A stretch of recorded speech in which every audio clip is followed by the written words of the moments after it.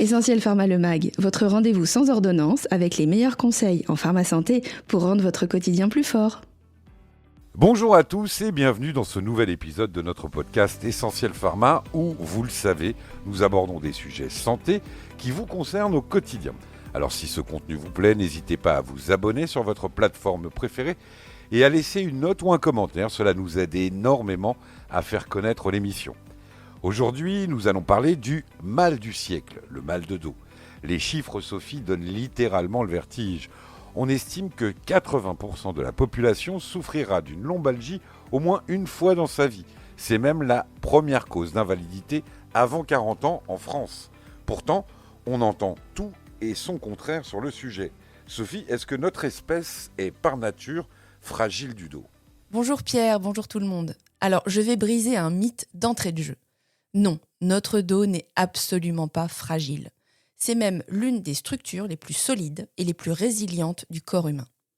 Ta colonne vertébrale est une merveille d'ingénierie, capable de supporter des charges énormes tout en restant mobile.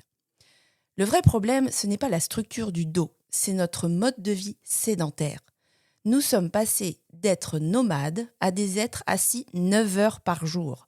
Le mal de dos est dans la grande majorité des cas la maladie de l'immobilisme. On a donc un équipement d'athlète sous le capot, mais on le laisse rouiller au garage. C'est exactement ça. Imagine ta colonne comme le mât d'un voilier. Elle est maintenue par des câbles, des muscles.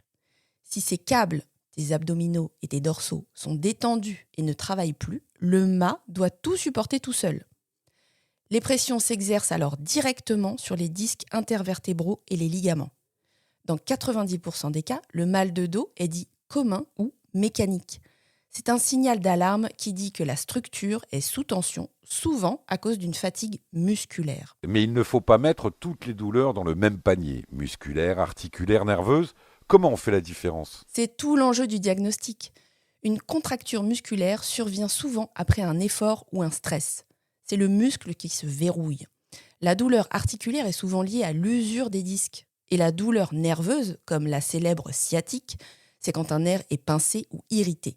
C'est pour ça qu'il est essentiel de consulter. On ne soigne pas un nerf coincé comme on soigne un muscle fatigué. Sophie, parlons du réflexe que nous avons tous quand on se bloque le dos. On file au lit, on ne bouge plus. C'est la bonne stratégie ? Surtout pas. C'est sans doute l'erreur la plus grave et la plus commune. Le repos strict au lit au-delà de 48 heures est une fausse bonne idée. Il affaiblit les muscles protecteurs et raidit les articulations, ce qui finit par aggraver la douleur à long terme. Aujourd'hui, le slogan de l'assurance maladie est très clair.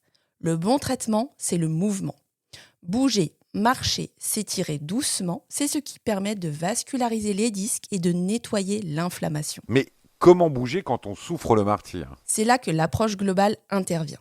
On utilise un trépied thérapeutique. D'abord, on calme la douleur aiguë, avec de la chaleur, du froid ou des antalgiques conseillés par votre pharmacien pour pouvoir recommencer à bouger.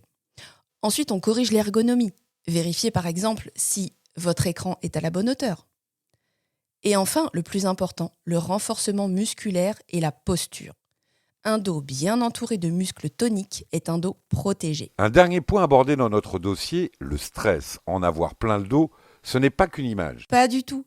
Le stress provoque une contraction inconsciente des muscles dorsaux. Si tu es tendu psychologiquement, ton corps est en mode alerte et tes muscles se rigidifient. On estime que le stress multiplie par 2 le risque que la douleur devienne chronique. Apprendre à respirer, à lâcher prise, c'est aussi soigner sa colonne. Merci Sophie pour ces conseils qui nous redonnent le pouvoir sur notre santé. On retient donc moins de canapé, plus de marche et un peu de gainage pour soutenir notre masse centrale. C'est exactement ça, Pierre. Votre dos est votre allié. Donnez-lui du mouvement. Essentiel Pharma, votre réflexe santé.